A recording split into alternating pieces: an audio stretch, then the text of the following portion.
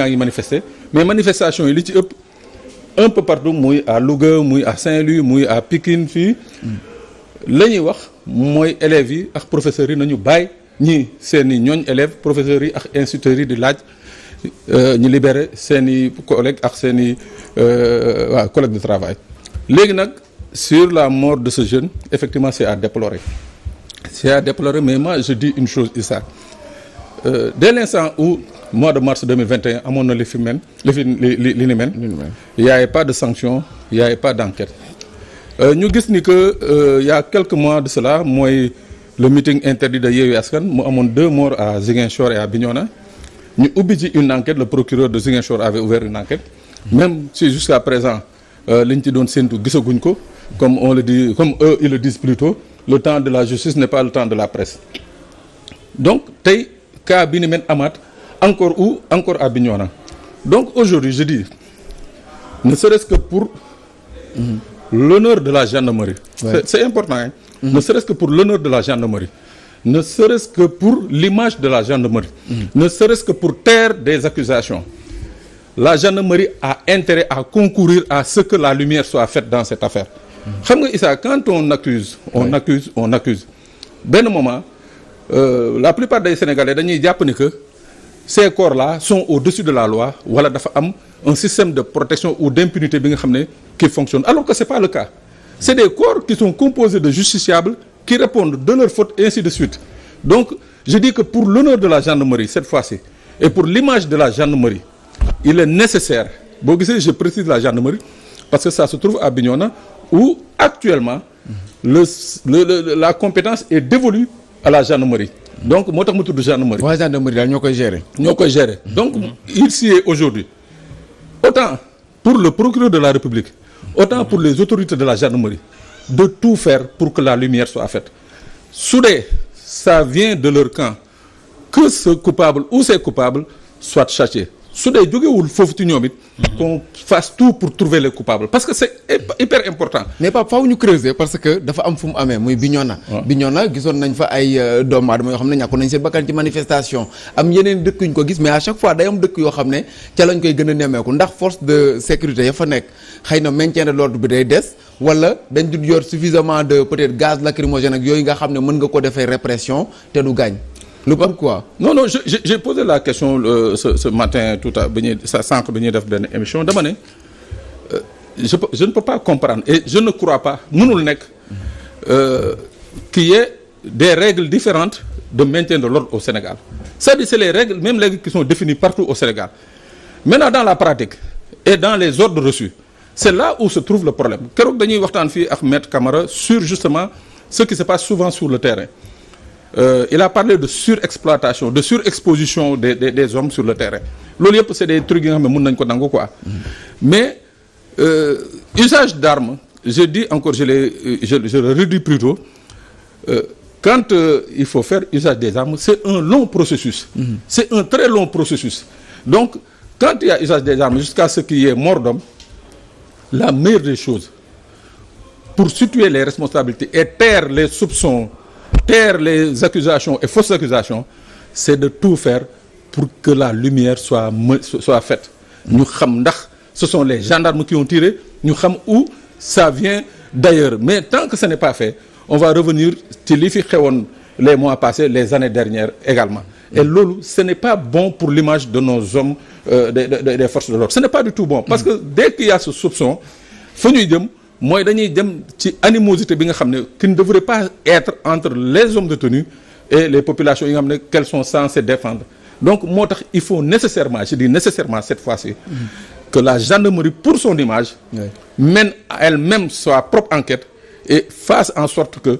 le procureur bu ubbee enquête et s'il y a un coupable que ce coupable-là soit livré à la justice. El Hadj Malick Youm nga jiite syndicat d'enseignants mu di ñoo xam ne sax mën nañ leen a considérer waale ci société civile bi ndax ci lañ bokk malgré que du nekk ay acteurs politiques directement comme syndicat yi nga xam ne moom ngeen di jiite du syndicat yu politique mais am ngeen ci seen jàngat ci mbir mi doomu aadama boo xam ne ñàkk na bakkanam ginnaaw ay manifestations yoo xam ne moo am fële ca Bignona ak Ziguinchor ak yeneen dëkk yoo xam ne manifesté nañ ni ki tey est-ce que déjà ces manifestations am nañu seen raison d'être ci jamono ji nga xam ne ci la ñu nekk nii El Hadj Malick voilà ñu ngi lay remercier ci question bi pour aller très rapidement dans le même sens que Pape Sané pour dire que effectivement soo xoolee ñun suñu syndicat dañu may wax tout le temps que ne ñun dañu am benn syndicat boo xam ne bii dafa bokk non seulement ci société civile mais dafa am combat citoyen boo xam ne bii ñun bi ñuy sos syndicat bi dañu jàppoon ne combat boobu la ñu war a mener maintenant nag ce qui est regrettable mooy dañu nekk ci benn bipolarisation dëkk bi boo xam ne comme ni nga ko waxee sànq même gars yi dañuy fàtte que ne mais amul deux camps mais dañu ko diviser en deux camps dañu naan soit par force kii camp opposition la kii camp mouvance présidentielle la donc fàtte nañ ne réew moo dem bokk na ci mouvement yi fa ëpp doole li ñuy wax la société civile cette société civile là dafa am taxawaay bu mu fa war a am pour que ñu respecter ak yelleefu quand même population yi ak ñëpp ñi fay yeewoo te loolu si la SAEMS di dox moo tax soo xoolee li xew Ziguinchor li xew Bignona plus précisément ñun dañu alerté woon looloo waraloon ñu def benn communiqué bi ñu xoolee ne événement yi jeudi tàngoon na trop ci dëkk bi ñu jël suñu ay responsabilité def benn réunion le lendemain vendredi communiqué bi ñu def defe naa doon ngeen ko gis yéen ñëpp ñu diffuser ko largement partout avertir parce que dañu jàpp ne gis nga réew dafa am lu nga xam ne nii moom mooy cëslaay bi mooy li ñuy wax état de droit ñëpp dañ ko war a respecter ak boor boo mën di féete da nga war a respecter les principes de l'état de droit ku nekk xam ne y a la séparation des pouvoirs ñu bàyyi ku nekk mu liggéey li mu war a liggéey ci teeyu bakkanam ñu bàyyi tamit quand même di jéem a jéggati loi bi te loolu soo ko defee li la siy fekk aussi nga war ko assumer alors loolu moo taxoon ñu alerter bi ñu alerter aussi xool nga ne tey conséquences yooyu ñu doon bañ am na parce que bu ñu demee ba léegi ñu wax ci biir communiqué bi ne boo xoolee état li muy génnee ci ay moyens pour mater ay manifestation bu génne woon moitié bi mais dana encadrer manifestation mu dem ci jàmm ak salaam bind nañ ko ci communiqué bi ñoom defuñu loolu ñu wax également ne tey dañu toll ci li ñuy wax année pré-électorale boo xam ne bii képp ku jàngat histoire u Sénégal mais di nga seetu ne année pré-électorale toujours day doon année bu tàng mais année boobu lu mu tàng-tàng ñun ñëpp dañu war a toog ñu xam ne les forces vives de la nation dañu war a xam li ñuy wax raison garder ku nekk ci domaine bi mu ne te di def li nga xam ne mooy jëm ci apaisement jàmmoo ndax jàmm si la lépp xaj. est-ce que weesul. donc su amee weesul parce que jàmm toujours pour bien faire dama jàpp ne ba léegi les gens peuvent se ressaisir. moo tax ñun ñu continuer di jouer ce rôle d'alerte et de veille et tey dérive bi am Ziguinchor bu ñu jëlul les devants ñu arrêter tout de suite ce que nous sommes en train de faire maanaam li ñuy def mais suba jàppal ne dana am feneen ak feneen te su boobaa. kon dañuy retrouver waat ci situation bi nga xam ne moo fi amoon te moom lañ doon bañ. avec les morts que nous avons comptés à l'appel en 2012 wala ñu jëlaat ci yeneen année te pour tey loolu jàpp nañ ne su nit ñi bàyyee li nga xam ne nii moom lañ bëgg a dugal réew mi muy bipolarisation camp bii nga ne wala fële ñaari camp yi di affronté wu ba finalement même l'école publique sénégalaise nga xam moom la ñu am de plus cher tey day payer les pots cassés. parce que yéen a ngi gis ce qui se passe dans l'espace scolaire yéen a ngi gis aussi que ne ñoom aussi ñàkkul ne tey am na ay impact yu bipolarisation boobu maanaam péete gi ñu créé ci réew mi ne fii la wala fële mujj am même comme impact négatif ci fonctionnement wu suñu école bi ñu jàpp ne kon jot na que effectivement mais nit ñi revenir à de meilleurs sentiments état bi na rester ci rôle am muy le veiller au principe mais de l'état de droit mu faire respecter les lois qu'on a votées dans ce pays-là mais également ñeneen acteurs yi ku nekk ci li nga war a ne pour que réew mi mën a retrouver wu apaisement ak accalmie. est-ce que Pape Sané mënuñu nangu. et dans ça même les forces de l'ordre je ne sais pas mais il l'a dit c'est important hein. Les forces de l'ordre dañu wax force de l'ordre ils sont là pour que l'ordre soit respecté et établi pas pour autre chose. donc je pense que si seen formation mais jàngal nañ leen loo xam ñun duñ ci toogaat di ko wax ñoom ñoo ñu ko war a jàngal mais war nañu prouver que ne Sénégal dafa am des forces de l'ordre qui sont professionnelles pour que nit ñi seen xel mën a dal ces genres de bavure là su continuer mën na indi des conséquences néfastes yoo xam su boobaa ay du yem ci bopp borom ay du yom si bopp boroom wax na ko mais dafa am lu ñu dégg tey le président de la république entretien boo xam ne def na ko ak sunu ay naataango yu nekkee ca Tugal mu wax que ni duñ mën a permettre benn citoyen boo xam ne dañ koy convoqué mu bloqué presque lépp si dëkk bi boole ceeg maanaam li nga xam ne moo ci am ci ay manifestation ak ñoo xam ne jàpp nañ que ni ñoom mën nañoo dicter seen loi fii ci dëkk bi loolu duñ ko nangu est-ce que du mën a nekk kàddu yoo xam ne bu ñu ko déggee quand même ci le président de la république dégg opposition bi menaces yi nga xam ne moom lañ doon dégg saa su nekk ñoom itam ñu di ko yëkkati ci ay kàddu est-ce que kon mënuñu jàpp que ni comme li El Hadj Malick di wax que ni weesul finalement wees na ba noppi mooy mënatuñu reculer. waaw mais c'est vrai quelque part Issa mun nañ jàpp ne wees na mun nañ jàpp ne également weesuwul. xam nga Issa dafa am la nga xam ne ci réew surtout nous dans nos républiques. ay rôle yi nga xam ne le président de la république daf ko ci jouer c'est-à-dire c'est vrai que on est une démocratie mais on fait pas partie de ces démocraties achevées yi nga xam ne tous les pouvoirs jouent leur rôle fii on a un président bi nga xam ne qui joue son rôle et qu'on soupçonne de jouer un rôle dans le législatif et dans le judiciaire. À partir de ce moment donc moom président de la République genre discours yi moi je crois que tey jii ce n'était pas à lui. Peut-être j'aurais compris ministre am wala premier ministre am génn di tenir ce type de langage ce type de discours ay voilà duñu permettre lii ak lii ak lii parce que moom un individu ne peut pas bloquer la capitale Dakar au seul prétexte qu'il est convoqué au tribunal. Si le Sénégal n'était pas une authentique démocratie, croyez-moi, son sort aurait été réglé depuis longtemps. Aurait été réglé comment? C'est-à-dire là encore ça rajoute à la suspicion. Aurait été réglé comment? C'est ça le problème mais man li may wax dama ne tey avec ce qui s'est passé j'aurais attendu du président tey jii mu def un discours bi nga xam ne il appelle à la raison ni ko Malick waxee effectivement mu woo nit ñi à la raison c'est-à-dire il faut que cette bipolarisation de la vie politique de la vie publique sax c'est pas de la vie politique c'est de la vie publique c'est-à-dire que tey jii Sénégal da nga nekk ci camp bi nga baax waa camp bee baaxuñu waa camp bee jàpp ne ñoo baax ñeneen ñi baaxuñu ça on le vit tout le temps donc je dis que c'est ça déjà qu'il faut déconstruire. C'est de sa faute seulement. opposition bi amuñu ci wàll. non am nañ ci wàll ma ne non am nañ ci wàll mais xam nga dama ne tey ñun dañ nekk ci république bi nga xam ne président daf ci am un rôle prépondérant bokkuñu ci démocratie achevée yi nga xam ne chaque pouvoir joue librement son rôle. mais bii moom dafa am possibilité jouer son rôle comme exécutif. ñu gis également à travers sa majorité ñu gis également à travers le justice dès l'instant où moom moo fi taxawoon daal di ne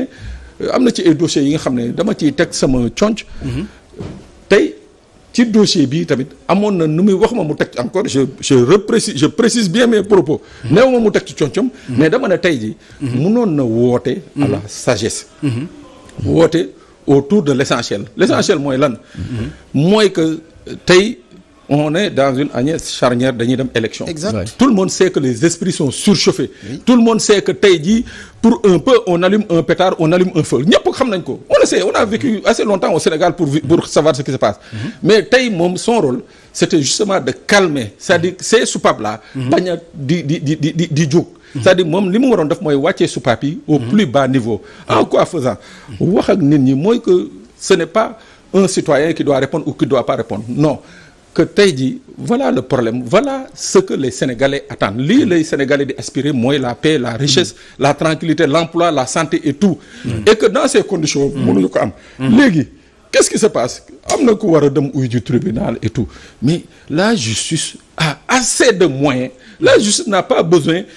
de l'épaule du président pour exercer son rôle fii Sénégal c'est-à-dire tey jii Ousmane Sonko buñ ko wooyee laa la wax comme je l'ai dit la dernière fois mu bañ a uyu si les gens ont des moyens de coercition pour obliger ko mu uyu si mais tamit nag il faut le dire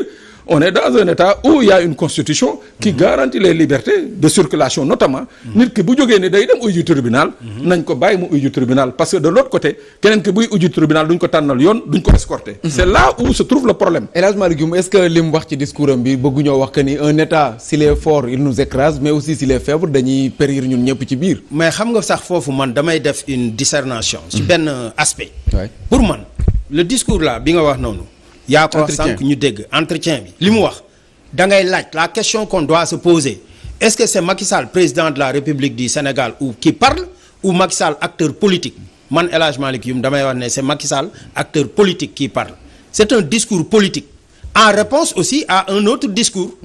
mais c'est ça c'est-à-dire que mooy li ma sànq avec cette bipolarisation ñun ñi surtout la presse la société civile on doit éviter que ñoom ñu imposer ñu seen dictat seen registre ak seen vocabulaire bii ñuy utiliser bu kii taxawee fële def l'apologie de la violence kii tamit taxaw fële di wax ne du ñu permettre lii dëkk bi tolluwul foofu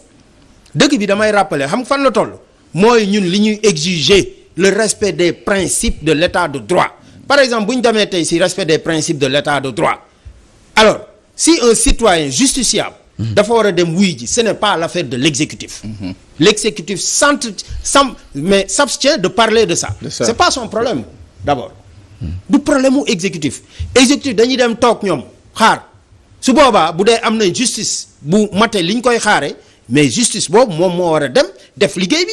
su boobaa aussi bu dee ne dafa laaj tey bu ñuy wax toujours principe de séparation des pouvoirs su amee des forces de l'ordre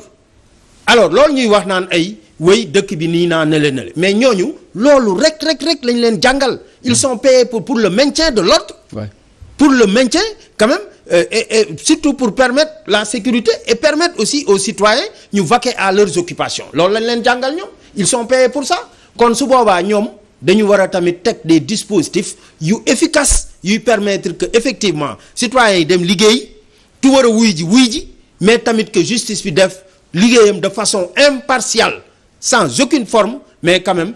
d'instrumentalisation donc loolu mooy état de droit mais loolu la ñuy war a woote et loolu tamit defe naa su demee ba sooxe sim réew mais loolu mooy indi dérive yi te dérive yi tamit bu yàggee mais fi maanaam lii raam ci ñag bi la jëm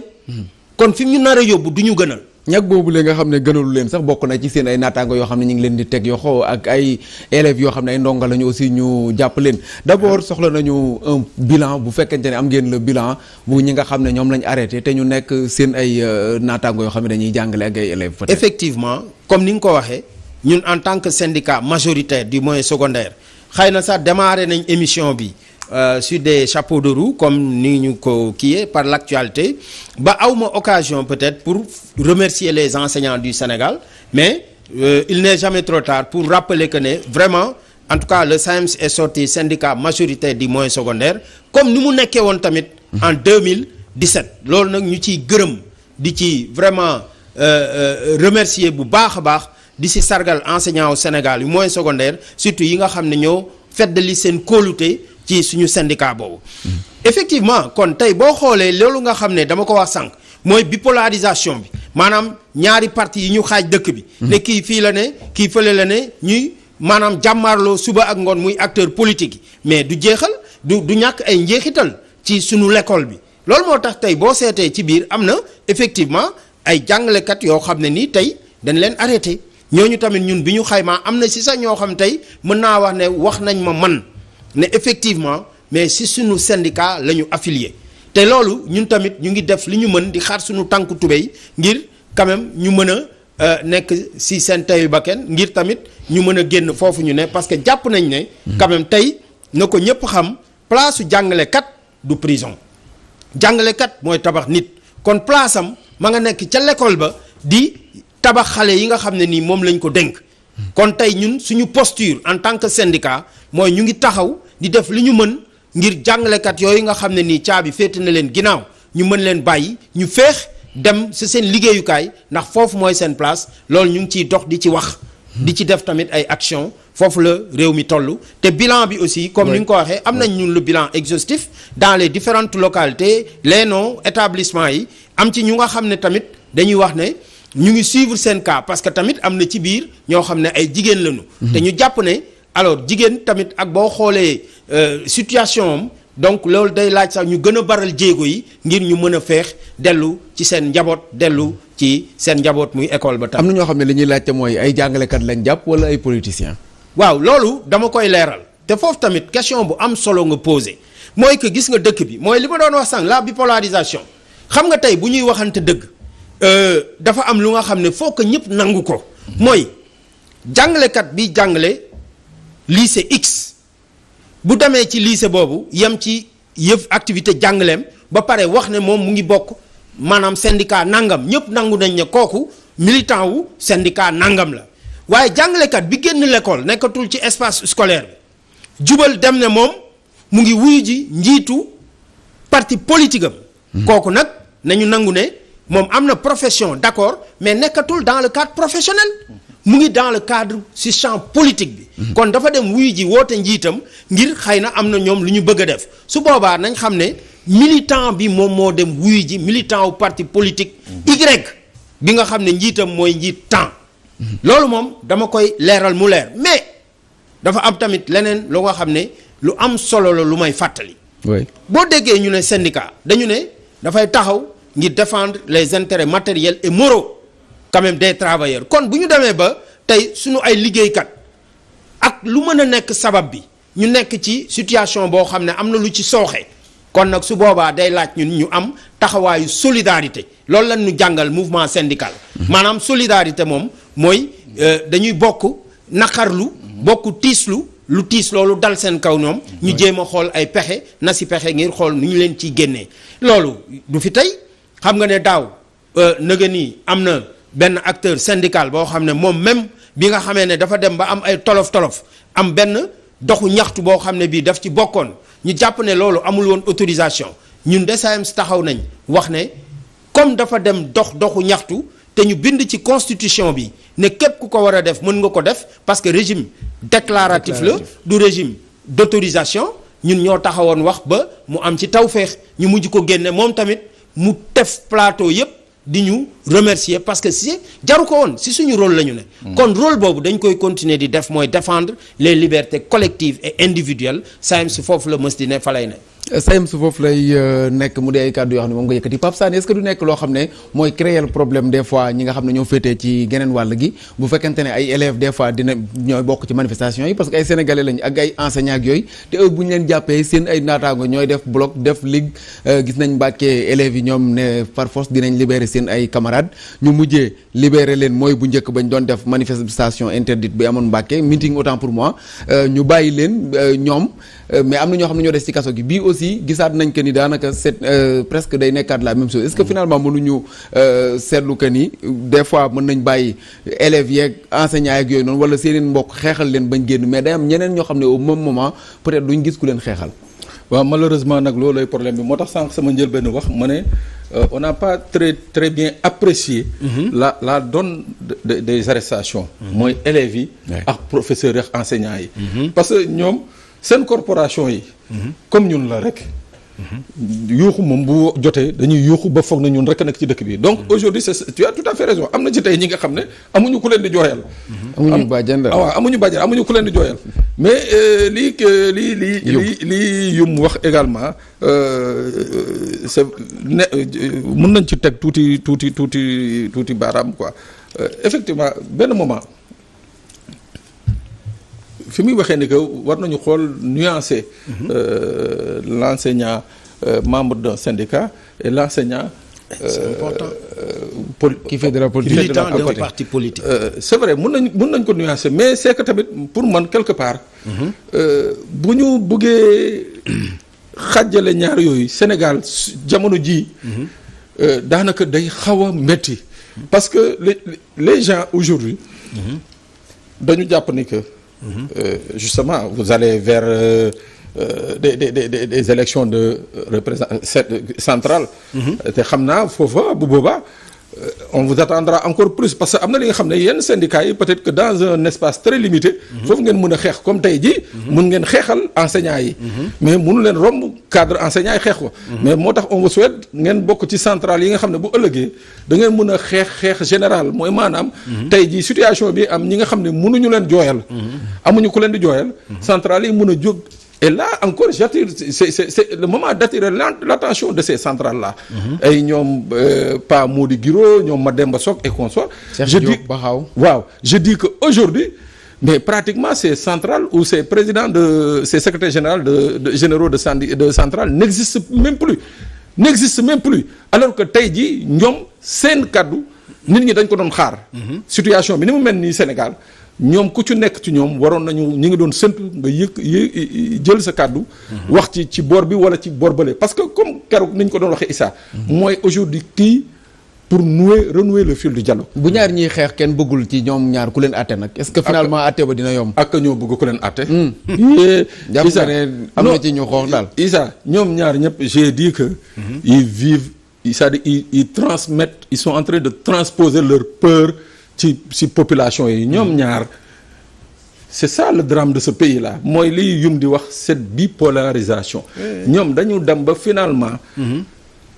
bipolarisation bi ak kenn ci ñoom ñaar arrangé wu la. kenn ci ñoom arrangé wu ko donc quand tu dis que bëgguñu juboo bëgguñu waxtaan mais bëgg nañu waxtaan mais le problème mooy. kii pour indi leen autour de la table. organiser waxtaan kan moo war a organiser moo tax tey jii c'est secrétaire généraux de centrale syndicale. ñooñu nag Issa.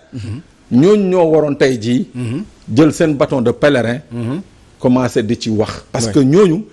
dañu li ñuy gérer dafa englober plusieurs secteurs. du benn secteur du ñaari secteur du juróomi secteur du fukki secteur ils englobent les pans entiers de la société sénégalaise donc à ce titre dañu am responsabilité. génn wax ci lii di xew ci dëkk bi. yaa ngi koy junj saak mais benn précision avant ngay kii. mais xam nga soo ne tey liberté collective et individuelle. kan moo ci bokkul. soo ne état de droit nga dellu ci principe bu état de droit kan moo ci bokkul ci réew mi. ñëpp a ngi ci biir ñëpp ci nekk donc dama leen di wax attention foofu nit ñi dañuy juum foog ne oui les syndicats sont dans le corporatisme non les syndicats sont dans le combat citoyen maintenant nag foofu li ñu war a xam rek mooy gis nga réew dafa am nu muy doxe tey boo jëlee dafa am au niveau du champ politique mais dafa am. La mouvance présidentielle maanaam les partis je peux dire les partis la coalition de partis qui est au pouvoir tout comme les partis qui sont au niveau de l'opposition mais nuance bi war a am foofu te mu am solo trop mooy que tamit il y a la société civile la société civile où dafa war a am des syndicats par exemple comme ñun qui sont des syndicats apolitiques tey ñun dañu am suñu place entre ces deux camps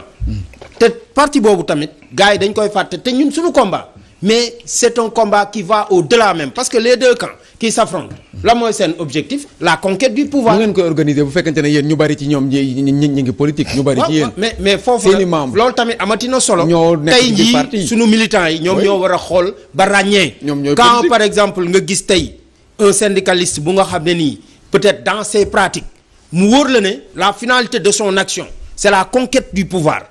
kooku génn na champ syndical bi na leer. parce que bu ñu delloo école syndicale mais la finalité action syndicale finalité am mooy naka la ñuy def ba liggéeykat yi gën a am taw féex. kon syndicaliste warul politique. déggoo dama ne bu syndicaliste bi duggee ci champ politique bi. ba mu leer. mu ñëpp xam ne conquête du pouvoir mooy finalité am kooku nekkatul syndicaliste. syndicalisme boo demee nga xool fi ñu ko sose ak maanaam lan moo ko yëkkati mooy ne ñëpp am taw féex. maanaam surtout liggéeykat yi ñu gën a nekk ci situation bu gën a ñoŋ moo tax ma ne tey ñun le combat citoyen bi ñuy mëne béykat baa ngi ci biir daaw bi ñuy xeex ba nga dégg ne SAEMS wax na fi ba ñu ne correction du système de rémunération mooy exemple bi fonctionnaire sépp ci am ba mujj gi waa secteur privé taxaw ne yokkal nañ suñu naataango yi nekk public ñun tamit te ba tey jii boo déggee information yi mais secteur privé ñu ngi leen di yokkal xëy na fii est-ce que yegg siwul fii sax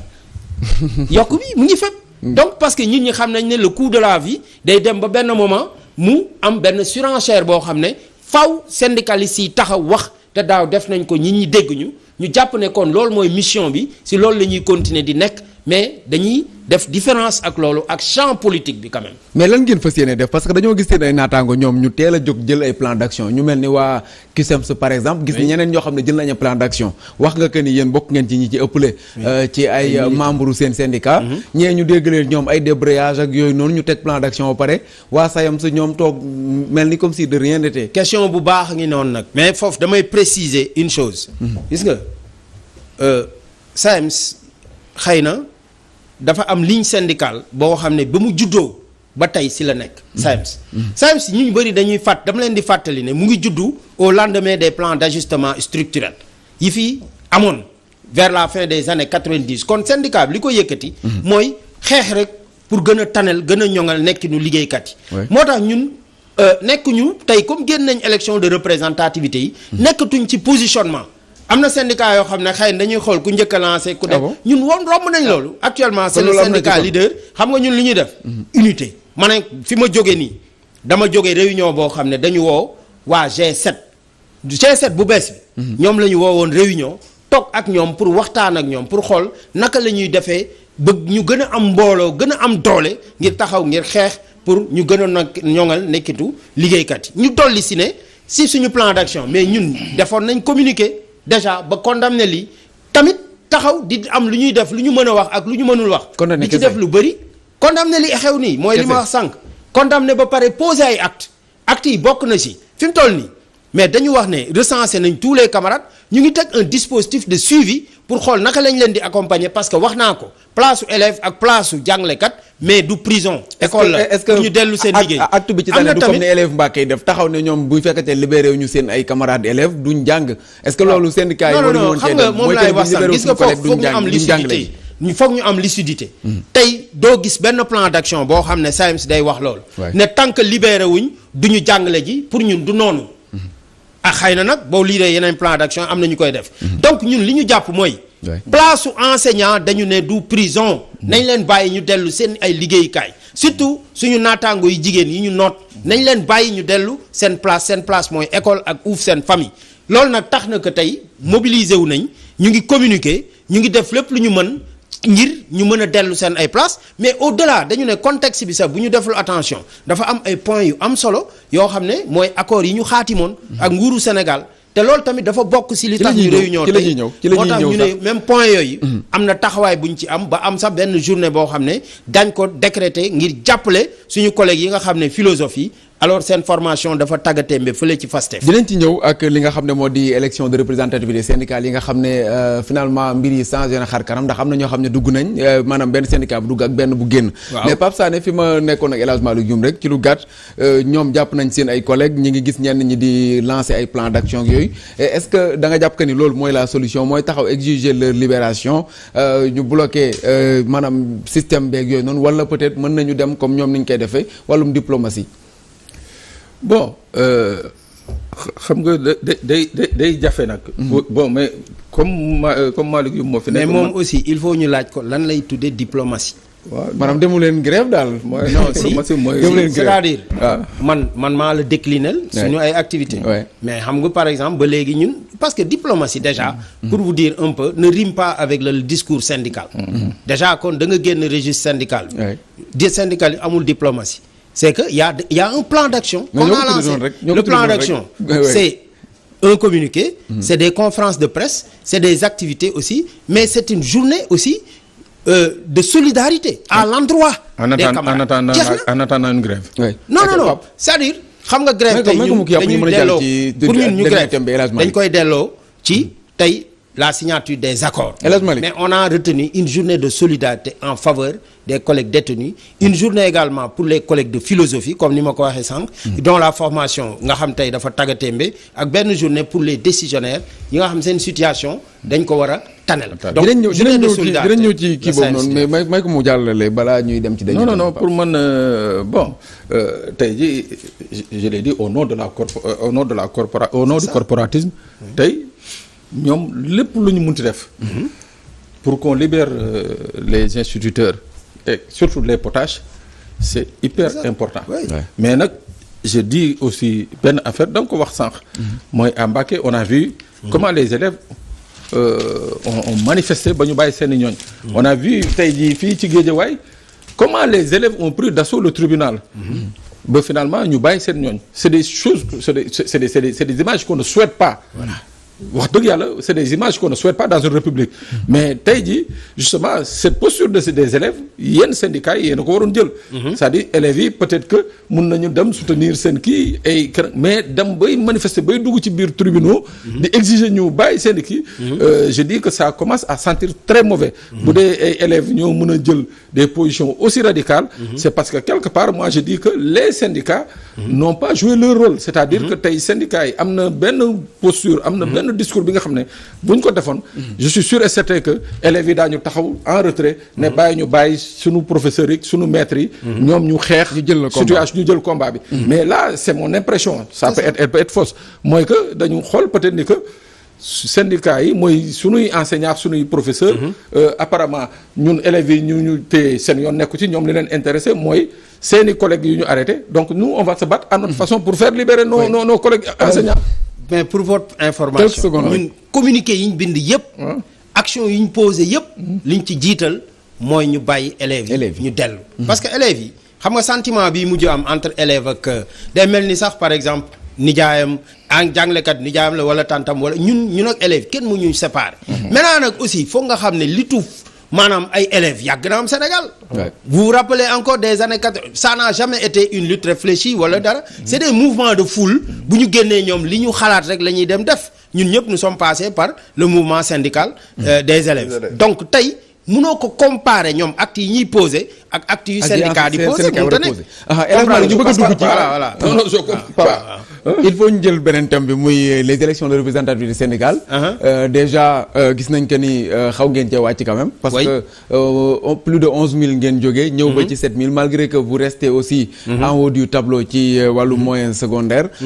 ban bilan ngeen ciy def ci élection yooyu la ak lan moo waral ngeen wàcc bu fekkente ne yéen wàcc ngeen koy tuddee. D'accord déjà yow comme li ma wax rek da nga am say terminologie ñun jàpp ñu ne wàcc la. parce que xam nga booy dem élection da ngay am objectif. ñun objectif bi ñu fixé woon mooy dañu ne woon ñun ñoo jëloon premier. en 2017 SAEMS dafa bëgg a jëlaat premier en 2023 yàlla may nañu ko. ñu si gërëm vraiment jàngalekatu Sénégal yëpp yi ñu feddali seen kóllëre. Alors maintenant boo delloo ci chiffres yi. mais ñun sur 46 départements au Sénégal ñun ñoo gagné les 36. boo jëlee les 2 plus grandes circonscriptions yi nga xam moo ëpp ay élèves ak enseignants Sénégal muy Dakar ak Thiès SAEMS ko gagné raflé lépp nga jëlaat tey le pourcentage SAEMS si syndicat yëpp moo ci am 34%. excepté corps de contrôle nga ne. ma ne 34,58%. Excepté corps de contrôle foofu parce que ñoom collège bi dafa ndaw ba pare ils sont près de 700 te 600 yi ñoom dañuy wóor ne dañuy voter alors fii les facteurs c'est quoi nga jël Dakar 3091 votants 2000 yi bañ na duñu voter dem toog. dañoo boycotté. boycott non du ma ko tuddee boycott mais c'est ce stock dormant boobu moom moo lor un peu des syndicats grands comme ñun suñu boss parce que boo perdre tey sur 3091. nga jël 1000 et quelques dem voté 2000 yi toog ne du ñu voté nga dem encore à Thiès le taux de participation sur près de 2000 près de 3000 encore nga gisaat ne foofu matul 1000 c'est problématique. donc yooyu noonu maanaam le stock dormant surtout bi ñu am dans les grands centres urbains kooku nag moo porté préjudice parce que boo ko comparé tey ak par exemple le taux de participation de 2017 qui était de 66% nga ñëw fii am taux de participation bu 50 et quelques. Donc déjà déficit boobu moom mooy jouer un peu sur le taux que le syndicat a obtenu.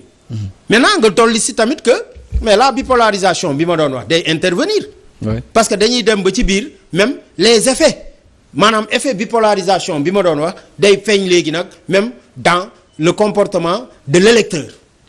et loolu analyse du comportement de l'électeur la ñu mujj def. moo tax ñu mel ni ñoom KISEMS a par exemple tibb électorat wu yenn ay syndicat. ce que je sais man mooy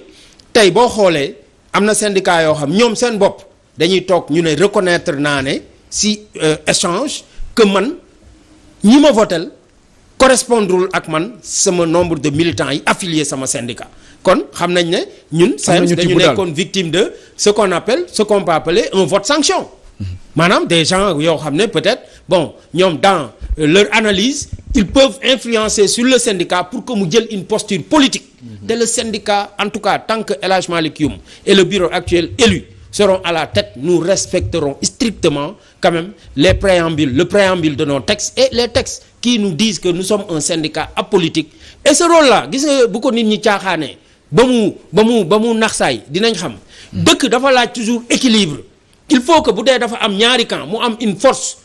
tranquille bu am doole bu taxaw pour wax ñaari camp yépp que ne ñun moomuñu ñu. et puis duñu seen dictat duñ ko imposer. non plus aussi duñ ñu jël en otage. loolu moo am solo cim réew. rappeler leen les deux camps ñu toog rappeler leen à l'ordre moo tax ñuy évoquer toujours le principe du respect de l'état de droit. donc loolu lu am solo cim réew la pour ñu am équilibre pour que ku nekk mën ci gis sa bopp. tey boo diriger syndicat bu mag comme SAEMS. ñu ne la sur 40 000 il y a plus de 25 000 qui sont au niveau du SAEMS nga dem ci biir ñooñ mais am na boor bu enseignants yi boor bu nekk la ñu féete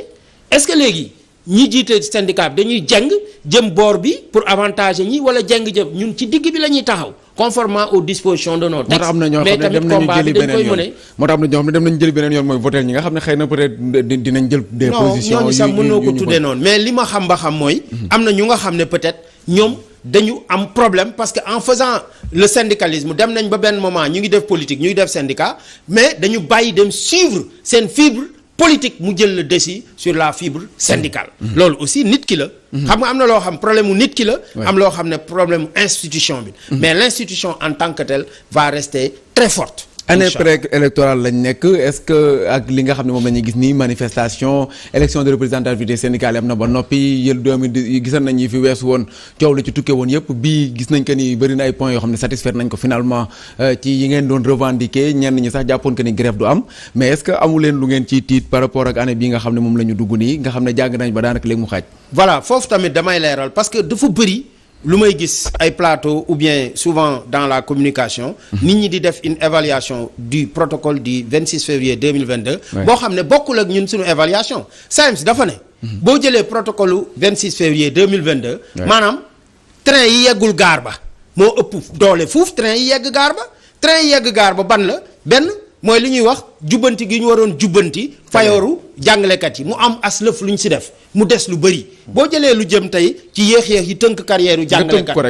ma ne boobu dafa yeggagul fi ñu koy xaare parewul nga jël tey poñ bi jëm ci décisionnaire yi defaluñ ko tàggat gi ñu war a tàggat jàngalekat yi amul nga dolli si nag léegi même pré-DMC ak yooyu yëpp dafa tàggatémbe kon kay foofu ma ne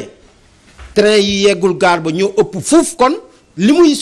indi rek comme incitation comme conséquence mooy mais dañuy continuer liggéey bi fi mu toll pour ñun li ñuy fàttali ñëpp mooy élection yi romb nañ ko SAEMS jiitu na mais jiitu googu ñu jiitu du dara lu dul kóolute gu ñu jàngalekat yi feddali ngir ñu gën a mën a taxaw ngir ngën a ñoŋal seen nekkin kon ñun fi mu toll li ñu jëm mooy combat la ñuy continuer di def moom la SAEMS mës di def. déposé ngeen préavis wala bokk leen ci déposé préavis yàgg na ñun ba ñuy déposé at mu jot dañ ko def sax activité traditionnelle parce que dañu ne maanaam at mu jot mënoo xam li xew kon da ngay jéem a jiitu nga jéem a fagaru moo gën faggu déposé nañ yàgg na kon fi mu toll nii lépp lu nga xam ne war nañ ko def tamit incha allah dinañ ko def ci fan yu néew ngir nag li nga xam ne mooy train yooyu yeggul gaar ba yi may mooy accord yi nguur gi jëmmalul mu gën ko jëmmal ci nu mu gën a gaawee parce que nag mënatuñu xaar. Pape Sané ci lu gàtt rek élection de représentativité syndicale yoo xam ne am na gis nañu changement yi ci am année préélectorale lañ nekk est-ce que am ngeen ci tiitaange ci que ni soo matul wàllum njàng mi mën na perturbé wu ci lu gàtt. en toute logique c'est-à-dire bu ñu xoolee histoire politique du Sénégal. dafa xaw a dugalante ak histoire syndicale. c'est-à-dire que année électorale année préélectorale moom. daanaka revendication yi nga xam ne moom nañu yëkkati woon 5 ans 10 ans ci gannaaw yëpp te kenn saafaraw ko. gars yi daañu ko tegaat sur la table. donc tey ji on a vu avant les législatives et les locales gis nañu président de la République defoon fa ay effort jéem a ñëw vers les syndicats régler certains problèmes mais comme ni ko Malick yu mu waxee. il n'a pas réglé l'essentiel des problèmes. c'est ça voilà donc ça veut dire que fa ñu jëm nii. mooy que fii ak mois de mai mois de juin. mooy que ils vont remettre sur la table. encore d'autres doléances et les anciennes doléances qui n'avaient pas été réglées. plus encore école yi nga xam ne des fois sax du ñu mën a tijji bu fekkente ne yenn activités yi dafa am fii au Sénégal ñu di la jaajëfal bu baax El Hadj Malick Dioum ñu fàttali ne yaa jiite syndicat autonome des enseignants du moyen secondaire du Sénégal di la jaajëfal Pape Sané ci wuy si bi encore une fois suñu xel demaat ci l'autre Pape du Lundi nga xam ne ma nga jamono ji ca Sébikotane encore une fois bu fekkente ne yaa ngi ñuy seetaan vous avez tout notre soutien confrère di jaajëfal ñi ñu feggooloon ci régie bi ak wàllum caméra yi cant ngërëm ñeel na leen ñu dem ci beneen régie ba fekki fa Aïcha Diakhaté mu ñëw ak yéen ci le journal de 20h